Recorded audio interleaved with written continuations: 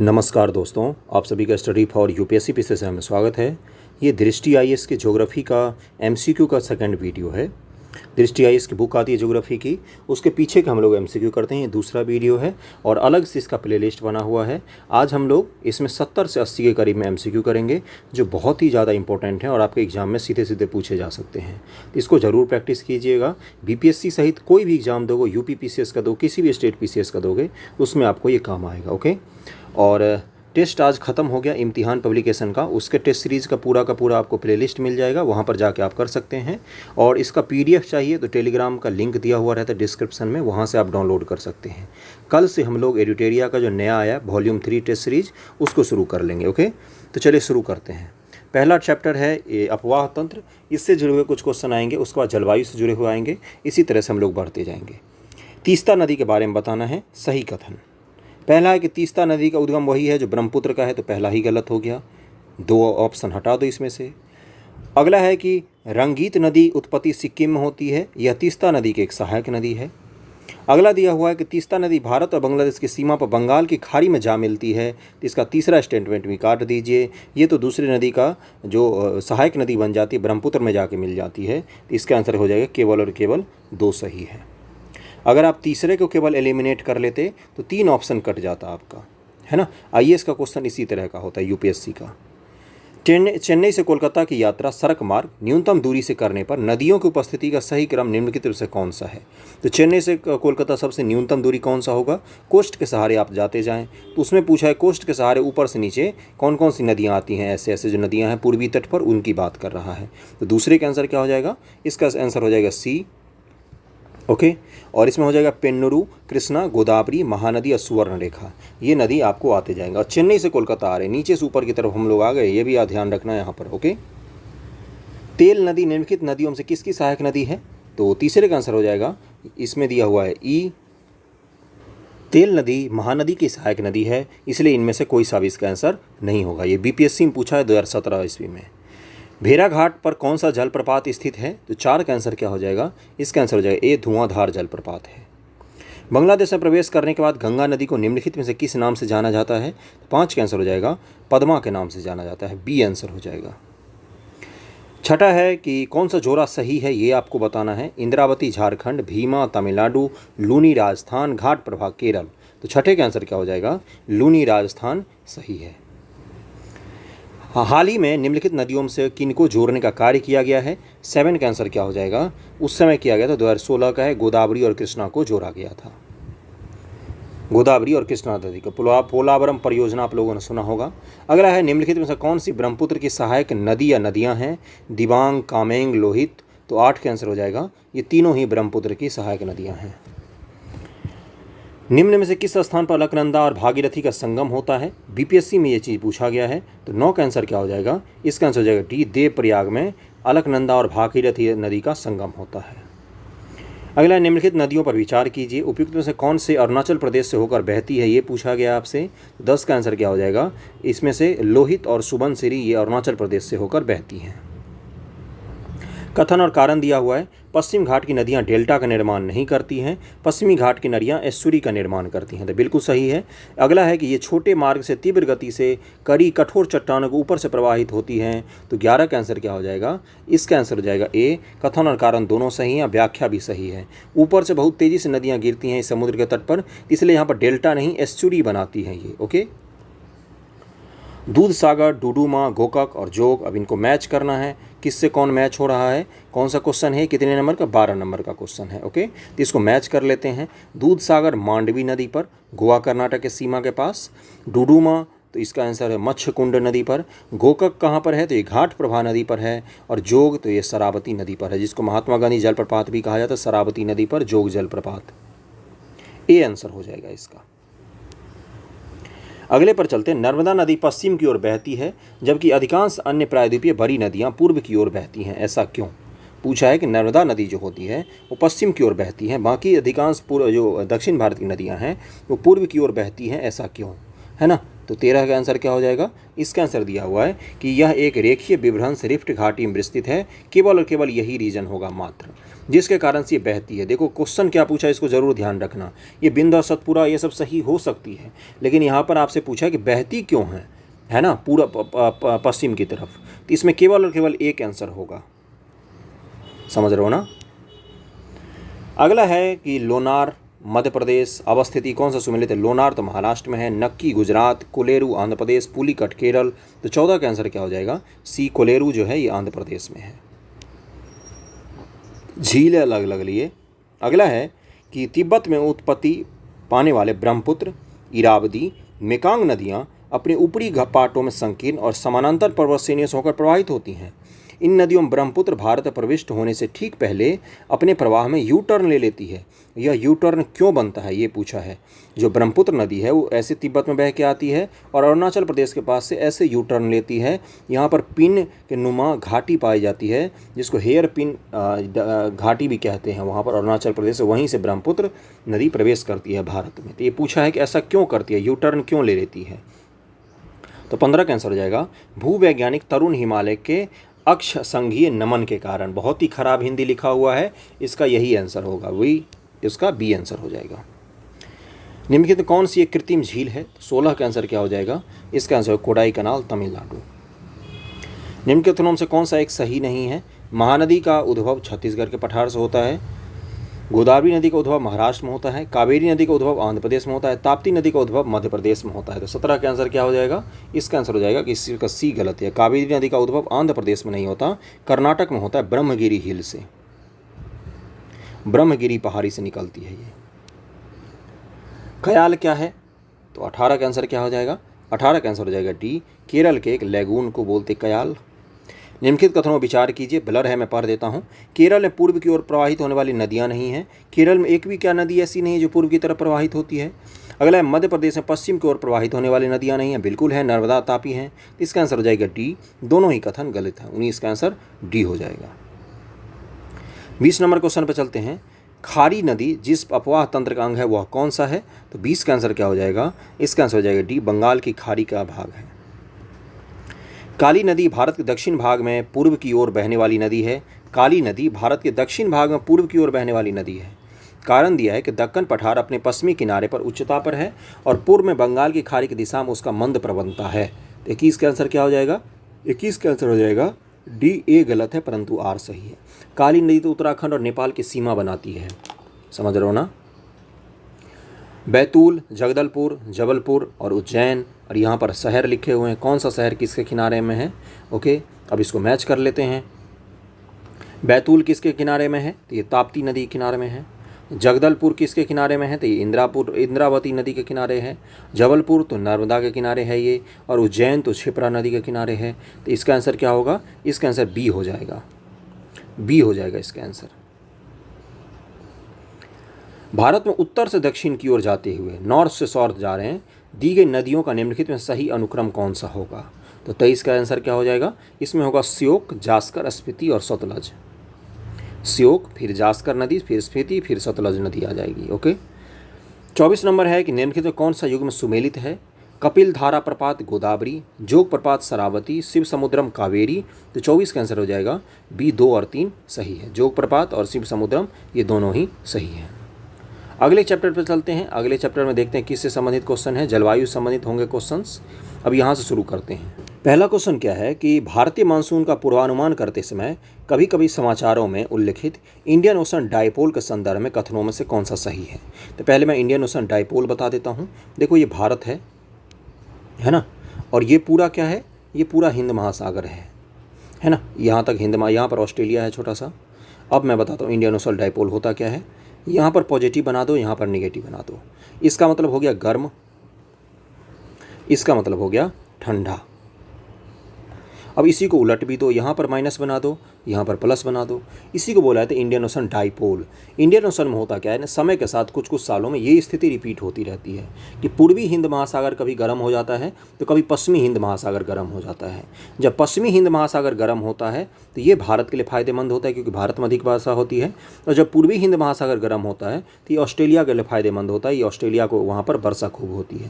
तो Indian ocean dipole समझ गए, दो पोल बन जाते हैं, तापमान का अंतर हो जाता है इंडियन ओशन के पूर्वी भाग और पश्चिमी भाग में, इसी को इंडियन ओशन डाइपोल कहा जाता है, IOD। समझ में आ गई बात। अब कथन पढ़ते हैं। IOD परिघटना उष्णकटिबंधीय पश्चिमी हिंद महासागर एवं उष्णकटिबंधीय प्रशांत महासागर के बीच, तो प्रशांत आ गया तो पहला स्टेटमेंट को काट दो, ये आंसर काट दो, ये आंसर काट दो। ओके, तो दो आंसर तो कटेगा, अब इन दोनों से ढूंढना हमें। IOD परिघटना मानसून पर एल नीनो का असर के प्रभाव को प्रभावित कर सकती है, बिल्कुल कर सकती है। अल नीनो और लाल नीना, ये तो सुना होगा आप लोगों ने ज्योग्राफी के टर्म में। पेरू के तट पर पेरू जो है दक्षिण अमेरिकी देश, उसके तट पर जो जलधाराएं चलती हैं उसका असर पड़ता है हमारे भारतीय मानसून पर, तो उसी को अल नीनो और लाल नीनो कहा जाता है। अल नीनो जब भी आता है, अल से अकाल भी याद रखना, अल नीनो भी याद रखना। तो जब भी अल नीनो आएगा यानी कि भारत में सूखा पड़ने की संभावना अधिक रहती है, जब लाल नीनो आएगा तो भारत में अधिक वर्षा की संभावना रहती है। इसका आंसर बी हो जाएगा।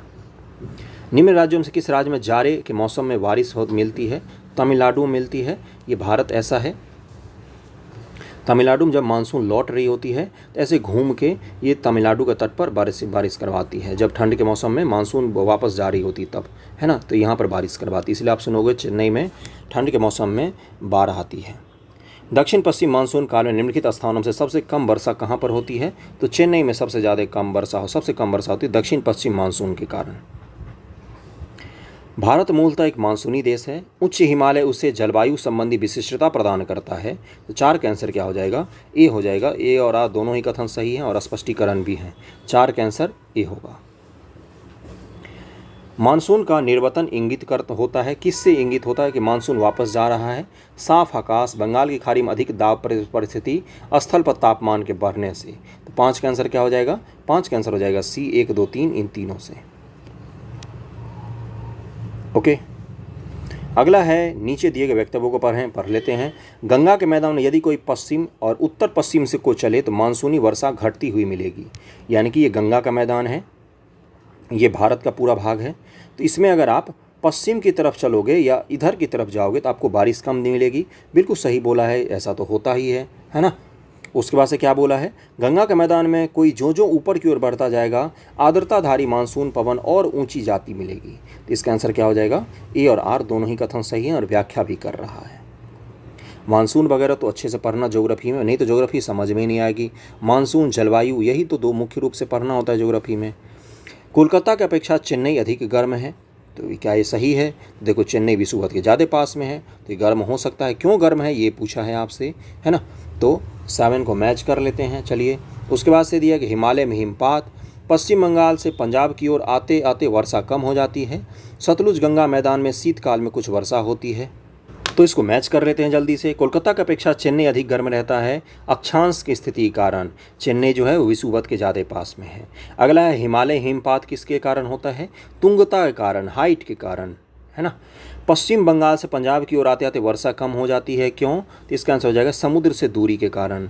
सतलुज गंगा मैदान में शीतकाल में कुछ वर्षा होती है, किसके कारण? तो डी का आंसर हो जाएगा 3, पश्चिमी दाब जो आती, पश्चिमी जो विक्षोभ आती है उसके कारण। पश्चिमी विक्षोभ जो ठंड में बारिश करवाती है ना। तो इसका आंसर क्या हो जाएगा? ए का 5 हो जाएगा, बी का 2, सी का 4 और डी का 3 हो जाएगा। तो अब देखते हैं ये किस में दिया हुआ है। ये दिया हुआ है आपको 7 का आंसर सी हो जाएगा। तमिलनाडु में शरदकालीन वर्षा अधिकांशतः जिन कारणों से होती है वे कौन से हैं? तो 8 का आंसर क्या हो जाएगा? 8 का आंसर हो जाएगा सी, उत्तर पूर्वी मानसून के कारण। पश्चिमी तट की तुलना में पूर्वी तट चक्रवातों द्वारा अधिक प्रभावित है। पश्चिमी तट की तुलना में पूर्वी तट ज़्यादा चक्रवात आते हैं, तो बिल्कुल सही बोला है ये। भारत का पूर्वी तट उत्तर पूर्वी व्यापारिक हवाओं के मेखला में पड़ता है, तो 9 का आंसर क्या हो जाएगा? इसका आंसर हो जाएगा बी। कथन तो दोनों ही सही हैं लेकिन व्याख्या नहीं है ये। ओके, भारत के किस भाग में सर्वाधिक दैनिक ताप अंतर पाया जाता है? दैनिक ताप अंतर क्या होता है? सुबह से शाम के बीच में ताप का अंतर वहाँ पर ज़्यादा होना चाहिए। तो इसका आंसर क्या हो जाएगा? राजस्थान के मरुस्थलीय क्षेत्र में सबसे ज़्यादा। दिन में 48 डिग्री तक तापमान मिल सकता है दोपहर को आपको, और शाम सूर्यास्त होने के बाद रेत बहुत जल्दी ठंडी भी होती है, तो 20 डिग्री तापमान भी आपको मिल सकता है। 10 का आंसर डी हो जाएगा। मानसून शब्द की उत्पत्ति हुई थी तो अरबी भाषा में। भारत के किस राज्य में मानसून का आगमन सबसे पहले होता है? तो सबसे पहले केरल में आती है मानसून। भारत में ग्रीष्मकालीन मानसून के प्रवाह की सामान्य दिशा कौन सी है? तो सामान्य तो यही है, दक्षिण पश्चिम से दक्षिण उत्तर पूर्व, है ना। तो 13 का आंसर क्या हो जाएगा?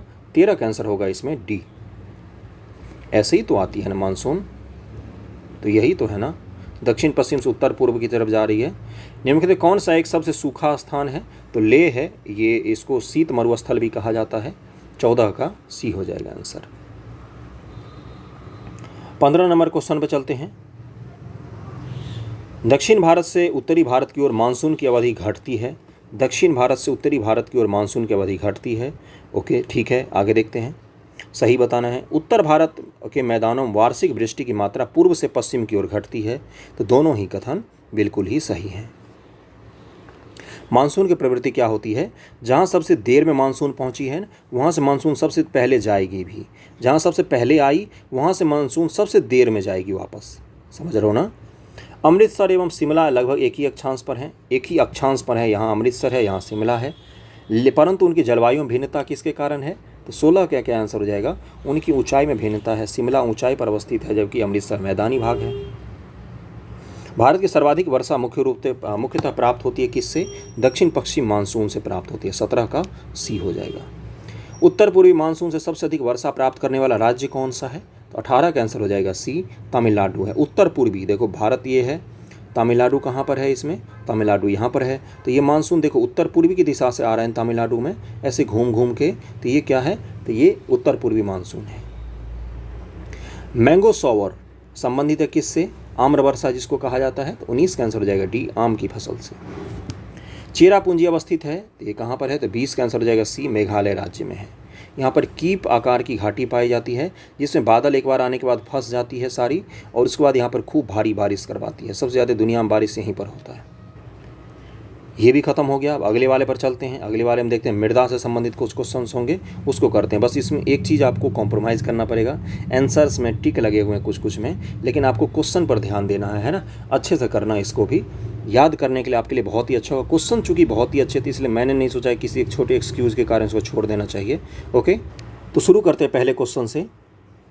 मृदा के संबंध में कौन सा कथन सही है ये बताना है आपको। जलोढ़ मृदाएं नाइट्रोजन से समृद्ध होती हैं। काली मृदाएं लोहा और चूना से समृद्ध होती हैं परंतु नाइट्रोजन से हीन होती हैं। लेटराइट मृदाएं लौह एवं एल्यूमिनियम से समृद्ध होती हैं परंतु नाइट्रोजन और पोटेशियम से हीन होती हैं। अब इसका आंसर आप लोग बताइए, फिर मैं स्टेटमेंट पर चलूँगा। तो इसका आंसर क्या हो जाएगा? इसका आंसर हो जाएगा केवल और केवल 2 और 3 सही हैं। भारत में अधिकांशतः मृदा में नाइट्रोजन की कमी पाई जाती है, इसलिए अपने देश में यूरिया की खपत बहुत ज़्यादा है। समझ रहे हो ना मैं क्या कह रहा हूँ? इसलिए इसका आंसर क्या हो जाएगा? सही कथन चुनना था। 2 और 3 सही हो जाएगा। निम्नलिखित में किस कण का व्यास 0.002 मिलीमीटर से कम होता है? तो दूसरे का आंसर हो जाएगा मृत्तिका। मृत्तिका जो होती है उसका व्यास 0.002 मिलीमीटर से भी छोटा होता है। और ये क्वेश्चन यूपी ARO में पूछा हुआ है, BPSC में भी पूछ सकता है। कीटभक्षी पौधा जिस मृदा में उगते हैं उसमें किस चीज़ की कमी रहती है? तो मैंने कितनी बार बताया, नाइट्रोजन की कमी रहती है। तो उस पेड़ को चूँकि नाइट्रोजन चाहिए तो वो क्या करती है? कीटों को खा लेती है। पेड़ पौधे, उनका पत्ती देखोगे ना, पत्ती रहता है उनका कपनुमा बना हुआ, जैसे ही इसमें कोई कीट प्रवेश करेगा ये बंद हो जाता है, उसके बाद इसको पचा जाती हैं वो, है ना। तो नाइट्रोजन की कमी और कहाँ पाया जाता है ये? तो भारत के मुख्य रूप से नॉर्थ ईस्ट के इलाकों में ये पेड़ पौधे खूब पाए जाते हैं। कथन कारण है कि काली मिट्टी कपास की कृषि के लिए उपयुक्त होती है। बिल्कुल ही सही बात है ये तो। उसमें नाइट्रोजन और जैव पदार्थ प्रचुर मात्रा में पाए जाते हैं। तो चौथे का आंसर क्या हो जाएगा? क्या ये सही है? प्रचुर मात्रा में पाए जाते हैं क्या? तो ये सही है परंतु आर गलत है। अभी तो हमने यहाँ पर देखा ना, पहला क्वेश्चन अगर हम ध्यान से देखो तो यहाँ पर लिखा हुआ है ना कि परंतु नाइट्रोजन हीन होती है ये काली मृदा, नाइट्रोजन की कमी होती है इसमें। भारत की लेटराइट मिट्टी के बारे में निम्नलिखित में से कौन से कथन सही हैं? लेटराइट मिट्टी के बारे में एक चीज़ याद रखना, ज्योग्राफी में कॉन्सेप्ट हमेशा याद रखना चाहिए, फैक्ट अपने आप याद रहेगा। अत्यधिक वर्षा, टेम्परेचर हाई और रेनफॉल हाई, जहाँ पर भी ये दो चीज़ होंगे वहाँ पर लेटराइट मिट्टी पाई जाती है। और लेटराइट मिट्टी बड़ी उपयोगी होती है मसालों, कॉफ़ी, इन सब की खेती के लिए। तो केरल का जो पश्चिमी तट का भाग है और नॉर्थ ईस्ट के कुछ भाग है वहाँ पर लेटराइट मिट्टी खूब पाई जाती है। तो पांचवा क्वेश्चन पढ़ते हैं। ये साधारणतया लाल रंग की होती हैं, नाइट्रोजन पोटास से समृद्ध होती हैं। उनका राजस्थान उत्तर प्रदेश में अच्छा विकास हुआ है। इस मिट्टी में टैपियोक और काजू की अच्छी उपज होती है। तो 5 का आंसर क्या हो जाएगा? 5 का आंसर हो जाएगा 1 और 4 केवल सही है ना। नाइट्रोजन इसमें कमी होती है, पोटास की भी थोड़ी बहुत कमी होती है इसमें। अत्यधिक वर्षा जहाँ पर होगा वहाँ पर कैसे मिल जाएंगी ये सब चीज़ें? वहाँ तो बह जाएगी ना पोषक तत्व जो होते हैं। और उत्तर प्रदेश में कहाँ से मिलने लग गया लैटेराइट मिट्टी? अभी मैंने बताया, अत्यधिक तापमान और अत्यधिक वर्षा। भारतीय मृदाओं में जिस सूक्ष्म तत्व की सर्वाधिक कमी है वो कौन सा है? तो इसमें से जस्ता हो जाएगा। छठा का आंसर डी हो जाएगा। भारत में सर्वाधिक क्षारीय क्षेत्र पाया जाता है। क्षारीय पूछा है आपसे, उत्तर प्रदेश में पाया जाता है ये। चंबल घाटी के खोह खड्डों के निर्माण का कारण निम्नलिखित में से किस प्रारूप का अपरदन है? तो अवनालिका प्रारूप का अपरदन हुआ है चंबल घाटी में, इसलिए वहाँ पर डकैत भी बड़े आसानी से रहते थे। ये ऐसे मिट्टी का टीला बना हुआ है, ऐसे। अब यहाँ पर कोई पुलिस वाला है, उसको पता ही नहीं है यहाँ पर डकैत बैठा हुआ है, इसलिए छुपना बड़ा आसान होता था, इसलिए यहाँ पर क्राइम इतना ज़्यादा होते हैं। समझ रहे हो ना? तो इसका आंसर क्या हो जाएगा? अवनालिका अपरदन वहाँ पर हुआ है। अवनालिका अपरदन, पूरा का पूरा खंडहर दिखेगा आपको मिट्टी का। 9 है, निम्नलिखित में से मृदा अपरदन प्रक्रियाओं के सही क्रम को पहचानिए। मृदा अपरदन की जो प्रक्रिया होती है ना, वो कहाँ कैसे होती है, शुरू से अंत तक आपको बताना है। सबसे पहले अस्फाल अपरदन होता है, फिर परत अपरदन, फिर रील अपरदन, फिर अवनालिका अपरदन सबसे अंत में होता है। इसका आंसर ए हो जाएगा। ये सब डिटेल में पढ़ने की ज्योग्राफी के टॉपिक हैं, पढ़ना चाहिए आप लोगों को टेक्स्ट बुक से। विभिन्न प्रकार के मिट्टियों के जल धारण क्षमता का घटता हुआ क्रम कौन सा है? तो 10 का आंसर क्या हो जाएगा? घटता हुआ क्रम बताने, यानी सबसे ज़्यादा जिसकी जल धारण क्षमता है वो सबसे पहले, उसके बाद उससे कम, सबसे कम। तो 10 का आंसर क्या हो जाएगा? सबसे ज़्यादा मृतिका की होती है, फिर गाद की या बालू की तो सबसे कम होती है जल धारण क्षमता। पश्चिम बंगाल की तुलना में आंध्र प्रदेश के शुद्ध रोपित क्षेत्र की उसके कुल क्षेत्रफल में प्रतिशत कम है। कारण कथन दिया है, कारण दिया अधिकांशतः आंध्र प्रदेश की मृदा मखराल यानी कि लेटराइट प्रकार की है। तो 11 का आंसर क्या हो जाएगा? क्या लेटराइट प्रकार की है? तो इसका आंसर हो जाएगा ए सही है, किंतु आर गलत। मैंने क्या बोला? कॉन्सेप्ट याद रखना। क्या आंध्र प्रदेश में खूब वर्षा होती है और खूब तापमान वहाँ पर रहता है क्या? नहीं। तो इसका आंसर सी हो जाएगा। निम्नलिखित में किस प्रकार की मृदा की जल धारण क्षमता सबसे कम होती है? तो बलुई दोमट मिट्टी जो होती है इसकी जल धारण क्षमता सबसे कम होती है। काली मिट्टी की जल धारण क्षमता काफ़ी अच्छी होती है और सूखने पर दरार पड़ जाती है काली मिट्टी में, जिसके कारण स्वतः जुताई वाली लगती है वो। निम्नलिखित हरी खाद वाली फसलों में से किसमें नाइट्रोजन की मात्रा सर्वाधिक पाई जाती है? हरी खाद वाली फसलों में तो सनई है फसल जिसमें नाइट्रोजन की मात्रा सर्वाधिक होती है। हिमालय के मिट्टियों में ह्यूमस प्रचुर मात्रा में पाया जाता है। हिमालय में सर्वाधिक क्षेत्र वन आच्छादित हैं। 14 का क्या आंसर हो जाएगा? इसका आंसर हो जाएगा डी। देखते हैं डी में क्या लिखा हुआ है। इसमें होगा कि ए गलत है परंतु आर सही है। हिमालय में ह्यूमस की मात्रा कैसे ज़्यादा हो जाएगी? जहाँ पर भी ह्यूमस की मात्रा होगी वहाँ पर खूब सारे सघन वन होते हैं, वहाँ पर ह्यूमस होती है। उसमें भी क्या होना चाहिए? वो जो पत्ते होते हैं वो गिरना चाहिए और ज़मीन पर रहना चाहिए। समझ रहे हो ना? वहीं पर ह्यूमस की मात्रा सर्वाधिक होती है। ह्यूमस का मतलब हुआ सामान्य अर्थों में सड़े गले पत्ते, सड़े गले पेड़ पौधे, सड़े गले जानवर। मृदा संरक्षण के संदर्भ में प्रचलित पद्धतियों पर विचार कीजिए। कर लेते हैं। सस्य वर्तन, फसलों का हेराफेर। एक बार धान लगाया, अगली बार कोई दाल लगा ली, अगली बार गन्ना लगा लिया, अगली बार कुछ और लगा लिया, इसका बोलते हैं। क्या ये तकनीक है मृदा संरक्षण का? बिल्कुल है ना। अगला दिया हुआ है कि बालू की बार लगा के कर सकते हो। बालू की बार लगा के मृदा संरक्षण करोगे। वेदिका निर्माण, बिल्कुल है। वायुरोध, तो इसका आंसर क्या होगा? 1, 3 और 4 इसका आंसर हो जाएगा। मृदा संरक्षण की बात कर रहा है। भारत में मृदा अपक्षय समस्या निम्न में से किससे या किन से संबंधित है? वेदिका कृषि से, वन उन्मूलन से, उष्णकटिबंधीय जलवायु से। मृदा अपक्षय की समस्या, मृदा का क्षय हो जाता है वहाँ पर। वेदिका कृषि में क्या ये होता है? वन के हटाने से क्या ये होता है? उष्णकटिबंधीय जलवायु में क्या ये चीज़ होता है? तो 16 का आंसर क्या हो जाएगा? इसका आंसर हो जाएगा बी, केवल 2 में। वन को हटाने से ना मृदा का अपक्षय सबसे ज़्यादा होता है। वेदिका कृषि तो किया ही इसलिए जाता है कि मृदा का क्षरण ना हो। सीढ़ीदार खेती जिसको बोलते हैं, पहाड़ों में जो चीज़ किया जाता है। और उष्णकटिबंधीय का कोई लेना देना नहीं मृदा के क्षरण से। भू संरक्षण के परिरेख बंधन विधि का प्रयोग कहाँ के लिए होता है? तो 17 का आंसर क्या हो जाएगा? उपरोक्त में से कोई नहीं। प्रबल पवन क्रिया के अधीन मरुरूपांत, नदी प्रवाहों के सन्निकट का बाढ़ग्रस्त होने वाले निम्न समतल मैदान। परिरेख बंधन का मतलब समझ रहे क्या होता है ना, कि भूमि को बांध के खेती करनी पड़ती है ना। तो ये मुख्य रूप से पहाड़ों में होती है। अगला है मृदा का लवणहीनता, लवणी भवन। यहाँ पर हिंदी बड़ा ही कठिन लिखते हैं, ये यूपीएससी का क्वेश्चन होगा गारंटेड। मृदा का लवणीय भवन, मृदा में एकत्रित संचित जल के वाष्पीकृत होने से पीछे छूटे नमक खनिजों से उत्पन्न होता है। संचित भूमि पर लवणीय भवन का क्या प्रभाव पड़ता है, तो है ना। तो ये क्या होता है ना, जब इससे सामान्य अर्थों में बताता हूँ, जब किसी ज़मीन का लवणीकरण हो जाता है यानी कि उस पर नमक की परत जम जाएगी, तो क्या होगा, ये नमक की परत जो है ये इस मृदा को अपारगम्य बना देगा, यानी कि इस मृदा में अब जल धारण की क्षमता कम हो जाएगी। इसका आंसर क्या हो जाएगा, बी हो जाएगा। 18 का आंसर बी हो जाएगा। यह कुछ मृदाओं को अपरागम्य बना देती है। जैसे नहर की से जो सिंचाई होती है ना, उससे सबसे ज़्यादा मृदा पर प्रभाव पड़ता है, बुरा प्रभाव पड़ता है। मृदा में नमक की मात्रा बढ़ जाती है। मृदा के नमक की मात्रा जैसे ही बढ़ेगी तो वो नीचे पानी को जाने से रोकेगा, मिट्टी की जलधारण क्षमता खत्म कर देगा। बी आंसर हो जाएगा। भारत के कुछ भागों में यात्रा करते हुए आप देखेंगे कहीं कहीं पर लाल मिट्टी पाई जाती है। मिट्टी की इस रंग का प्रमुख कारण क्यों है, तो उसमें फेरिक ऑक्साइड होता है कि विद्यमानता, मुख्य रूप से आयरन होता है, इसीलिए होता है। 19 का आंसर सी हो जाएगा। ओके, अगले चैप्टर पर चलते हैं हम लोग। इसमें प्राकृतिक वनस्पति से जुड़े हुए क्वेश्चंस आएंगे। बहुत ही शानदार क्वेश्चन है, इसलिए जरूर करना इसको। निम्नलिखित कथनों में से कौन सा एक भारत के प्राकृतिक वनस्पति के संबंध में सही नहीं है। ओके, पहला है कि साल आर्द्र पतझड़ वन में पाया जाता है।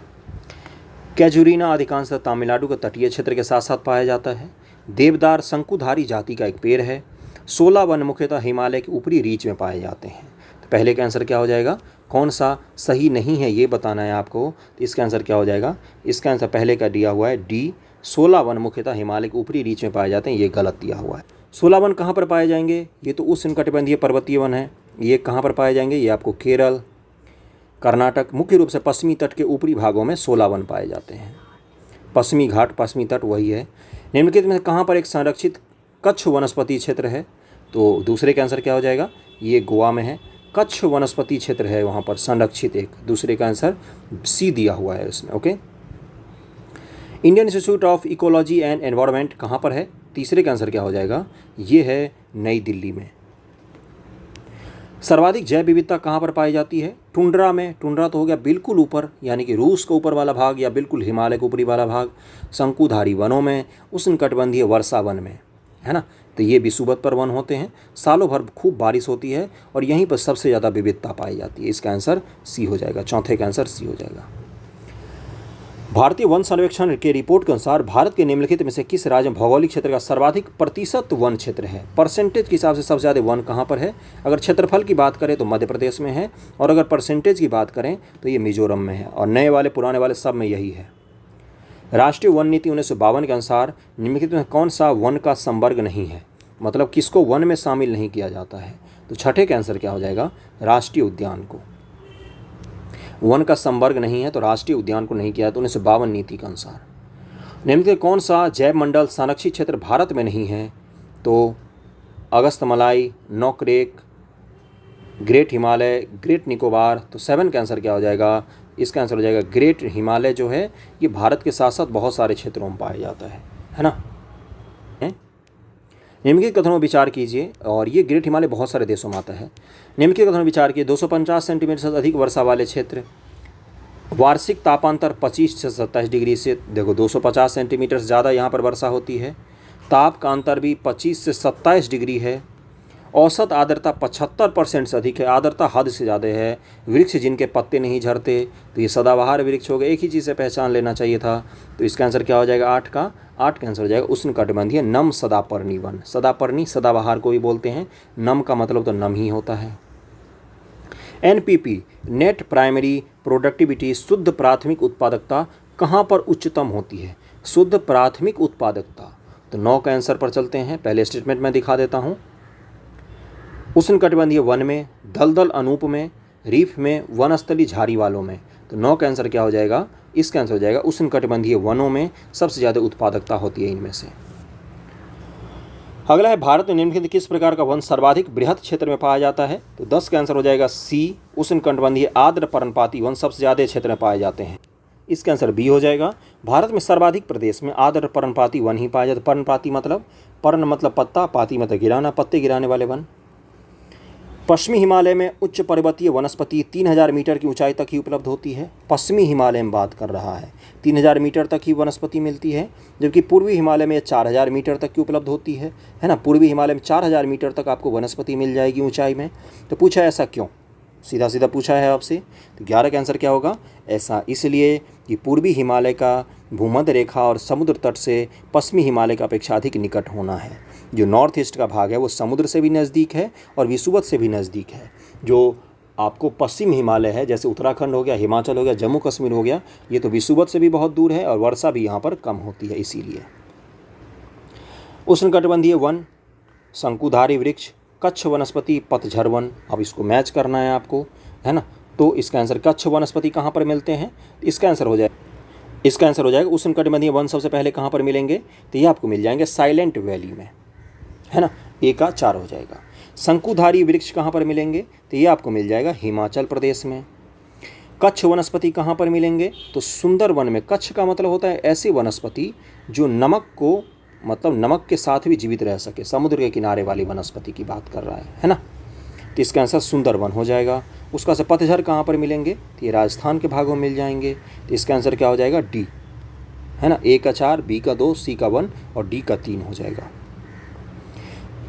13, यदि आप हिमालय से होकर यात्रा करते हैं तो आपको वहाँ पर निम्नलिखित किन पादप या किन पादपों के प्राकृतिक रूप से उगते हुए दिखेंगे। हिमालय में कौन कौन सी चीज़ आपको नेचुरली वहाँ पर दिखेगा, तो 13 का आंसर हो जाएगा 1 और 2, शीशम और बुरांस, ये बुरांस भी होता है। चंदन आपको पता है कहाँ पर मिलेंगे, ये आंध्र प्रदेश के इलाकों में चंदन आपको खूब मिलेगा, जहाँ पर वर्षा तुलनात्मक रूप से कम होती है, समझ रहे हो ना। पुष्पा मूवी देखा होगा, पता चला होगा। 14 नंबर है कि इंडिया स्टेट फॉरेस्ट रिपोर्ट 2017 के अनुसार देश के कुल भौगोलिक क्षेत्रफल कितना प्रतिशत वन आच्छादित है, ये हमें याद नहीं रखना है। नए वाले डेटा के हिसाब से 24% के आसपास में। ओके, अब यहाँ से आपके खनिज संसाधन संबंधित क्वेश्चन है और 18 क्वेश्चन है इसमें, उसको जल्दी से हम लोग कंप्लीट कर लेते हैं। ओके, पहला है निम्नलिखित से कौन भारत में सबसे बड़ी मशीनीकृत खान है, तो पहले का आंसर क्या हो जाएगा, इसका आंसर दिया हुआ है पहले का मशीनीकृत खान का बेलाटीला खान, इसका आंसर डी हो जाएगा।